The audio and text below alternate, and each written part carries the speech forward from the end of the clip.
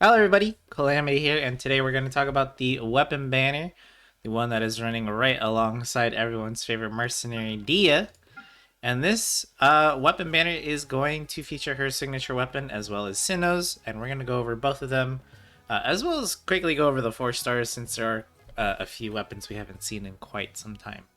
I'm going to suggest some characters that these weapons could be used for if you decide to pull on this banner, and share my thoughts on the weapons themselves. Now, before we start, I just want to say that if you're a new player, you should not be pulling on a weapon banner in my 2 cents. That is because you are better off using your Primo Gems to extend your character roster. It's better to get more 4 and 5-star characters, and many of whom are fine with using a 4-star weapon. You do not have to pull 5-star weapons. Every character can be viable without their 5-star weapon. That being said, let's take a look at the big one, the brand new one called the Beacon of the Reed Sea. This is a claymore that's going to give you quite a decent amount of crit rate as a substat. We can't see the level 90 stats here, unfortunately, but maybe I'll have a fully maxed out one shown on screen somewhere. Had to move myself a little bit just so that we could see the full weapon effect. It's called Desert Watch. After the character's elemental skill hits an opponent, their attack will be increased by 20% for 8 seconds. After the character takes damage, their attack will also be increased by another 20%. This is 40% in total. The 2 aforementioned effects can be triggered even when the character is not on the field. Additionally, when not protected by a shield, the character's max HP will be increased by 32%. Now, obviously, this is DEHYA's signature weapon, so it's going to be tailor-made fit for her. But that doesn't mean you can't use it on other characters. So if, for example, you're trying to get yourself a Scarlet sand staff and you pull this, well, the good news is that this is already a very, very good stat stick because of the crit rate. So it doesn't matter if you give this to a main DPS or a sub DPS, they're going to appreciate the large amount of crit rate they're going to get for free, which is going to allow you to build up their other stats, like crit damage, allowing you to go hard on that stat. The weapon skill itself is actually pretty easy to take advantage of, although obviously for some characters it's not going to be as easy. Every main DPS, sub DPS is going to be using their skill frequently, so that's an easy 20% free attack there. Taking damage, this you have to keep in mind if you have a shielder on your team like Zhongli, or Layla or someone like that. If you get hit with a shield on, that does not count as your character taking damage. That counts as the shield taking the damage for you. So you will not get your additional 20% bonus here. So keep that in mind. Absolutely make sure you don't have a shielder on this team. You're going to get rewarded for getting an increase to 32% of your max HP increased. So for DEHYA, this is great because both of her skills and her bursts scale with both attack and HP. So this is a double boost to her. However, most characters, or at least most main DPS claymore characters, don't really benefit from the max HP, which is okay. I mean, you're still going to get 20% attack. So this is overall a very solid stat stick for many claymore users out there. The ones that come to mind for me are Diluc, Eula, and Arataki Ito. Those 3 characters, just right off the top of my head, going to be awesome users for this weapon if you don't have their own signature weapons or other 5-star claymores to choose from. But I'm sure there's plenty more. I mean, even Chongyun could definitely take advantage of a weapon like this, since, again, they don't have to be on the field to get their bonuses, which is really, really nice. Also, keep in mind that since DEHYA, if you haven't heard, is going to be added to the standard banner in 3.6, it's going to be really hard to know when we're ever going to see this weapon again, because DEHYA is going to be in the standard banner. Her chances of ever having a rerun, especially with how controversial she is right now, very, very low chances of ever seeing her again in a rerun. I mean, Tignari was also added in the standard banner, and almost a year later, and we haven't even seen him in the rerun banners, or if you keep up with the leaks and stuff like that, I don't think any of them have mentioned a Tignari banner being rerun anytime soon. So for those of you that like to collect 5-star weapons, or you want this weapon really, really badly for your DEHYA or whatever, I'm gonna tell you now, this is the time to pull, because I can't tell you when the next time we're gonna see this weapon again, because we haven't seen the Hunter's Path since Tignari's release, And hopefully Hoyoverse adds both this Beacon of the Reed Sea as well as the Hunter's Path to the standard banner someday. But, you know, who knows with Hoyoverse these days. So it's going to be the Staff of the Scarlet Sands. This is also going to give you a large amount of crit rate. I believe you get something like 55% crit rate or something crazy like that just from this weapon alone. This is going to cover all of your crit rate needs, honestly, from the weapon, allowing you to once again go ham on that crit damage, elemental mastery, and maybe even snag some energy recharge while you're at it without losing that precious crit rate. It has a Heat Haze at Horizon's End weapon effect, where the equipping character will gain 52% of their elemental mastery as bonus attack.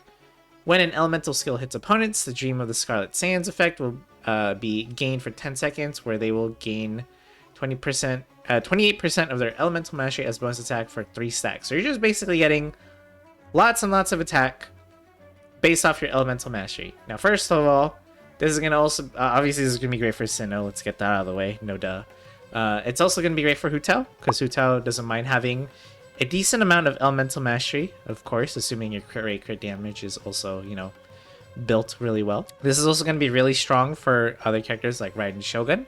Again, lots of crit rate, lots of elemental mastery.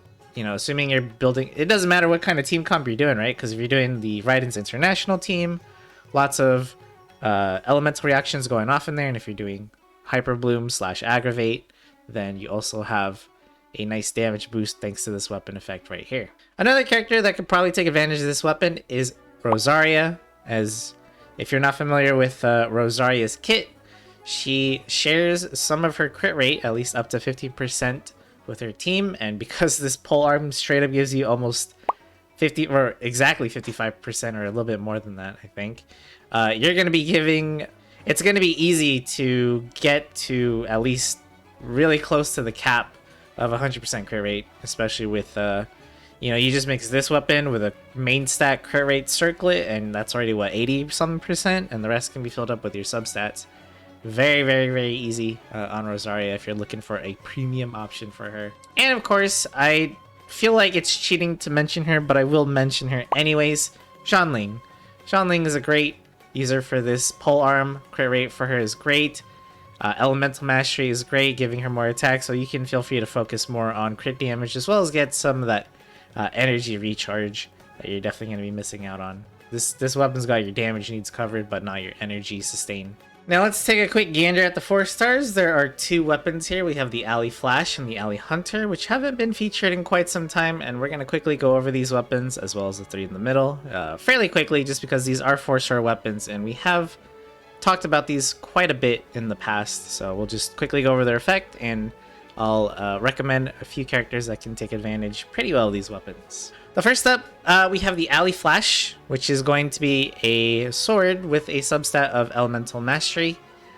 And it has a very simple weapon effect. It'll increase the damage dealt by the character equipping this weapon by 12%. Again, this is only at Refinement 1. This will be much higher at Refinement 5.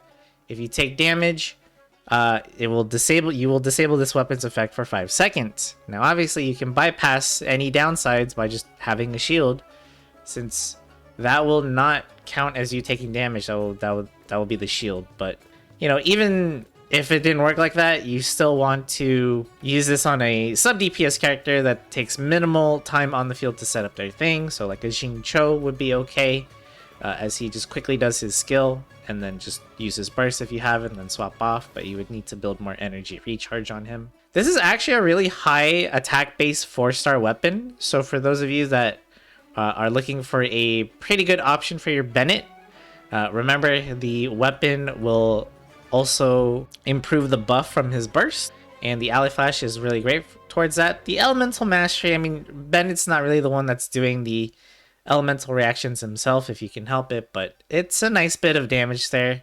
You are going to have to build his energy recharge for sure on his artifacts instead. But yeah, there are plenty of characters that can take advantage of this weapon just because it's a nice simple weapon. If you're doing a Melt Kea, also a great weapon there. If you're using Traveler, either Dendro, even you know, Animo, Electro, this is a pretty decent option there, since Traveler is a very quick swap style character. Again, for Traveler, in Traveler's case, especially for Dendro, you definitely want to get more energy recharge on them if you on the artifacts if you can. Other than that, this weapon's pretty basic, pretty, you know, it's a pretty good option for free-to-play players if you get this weapon while you're pulling for them 5 stars. Next up, we have the Sacrificial Greatsword. This is very much the same as the Sacrificial Weapon set. So the weapon effect, basically you have a chance to reset your elemental skill cooldown, and you can do this once every 30 seconds. It has a subset of energy recharge, making it a great option for many sub DPSs and supports. Now, off the top of my head, this is a great weapon for Dory. Allows her to use her elemental skill twice and generate tons and tons of particles for her, and she can get her burst quite frequently. Another character this is good for is Sayu. Again, this will allow you to use her roll twice in a row, and you can actually do like a short hold version of the roll, cancel it, get particles, and then assuming the skill resets itself again, do a quick roll, and you're going to be basically guaranteeing yourself consistent heals and a bit of damage from Sayu's burst. Another character this could also be good for is Beto, because Beto has really hard time you know, keeping her burst up consistently. The energy recharge subset is nice, and then you can quickly use her skill twice in a row for some quick particle generation. So it's a decent option for her if you happen to have an extra one lying around. Moving on, we have the Dragon's Bane. This is a weapon we've seen, I feel like, every weapon banner for the past several ones. And again, it has a quick elemental mastery substat and a very simple effect where if your opponents are affected by Hydro or Pyro, they will receive 20% more damage. This is a fantastic weapon for those of you that were unable to pull a Staff of Homa for your Hu Tao in the last banner. It is also very good for, again, Zhongling being the free bingo piece here, but it can also be great for your Sinnoh if you're unlucky to pull for a Staff of the Scarlet Sands. Also very strong for... This weapon's also really good for Raiden Shogun if you're doing a Hyper Bloom team, just because of the free elemental mastery we're getting here. So plenty of options. Really strong spear overall. Next up, we have, which is probably the worst of the 4 stars on this banner at least, and that is the Eye of Perception. It has a substat of attack percentage, which is not desirable. And it has the Echo weapon effect, where you have a 50% chance to fire a bolt of perception that deals 240% of your attack as damage. And this bolt can bounce between your opponents and occur once every 12 seconds. Now, this is definitely a very below average to average, you know, weapon for your Catalyst main DPS users. You could give this to your Klee, Yanfei, Ningguang, Haizo. Since all these characters do use their normal and charge attacks.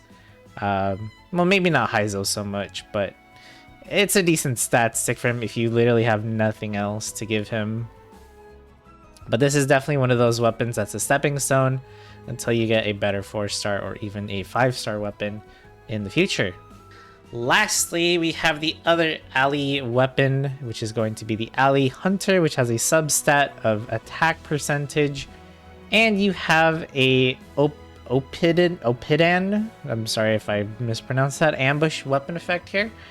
And that is going to make the character equipped with this weapon, when they're in the party but not on the field, their damage will be increased by 2% for every second up to 20%. When they are on the field, they will lose 4% of this bonus until it reaches 0%.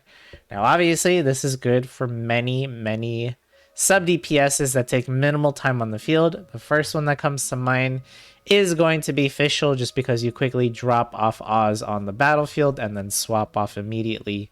So definitely want to give this to your off-field support sub DPS characters.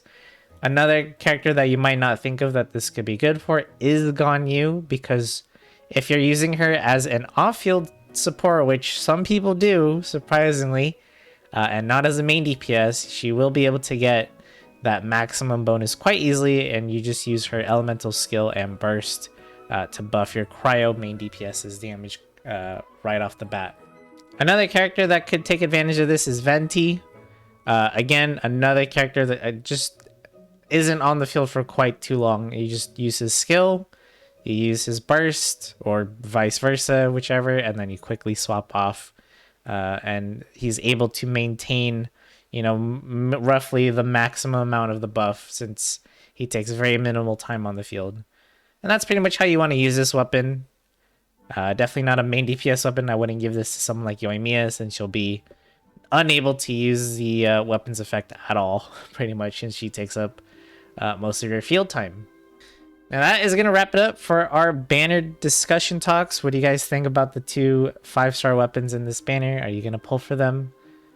Let me know in the comments below. And, well, I also just want to say that it's kind of rough, when we just had one of the best weapon banners ever with the Staff of Homa and an Aqua Simulacra together.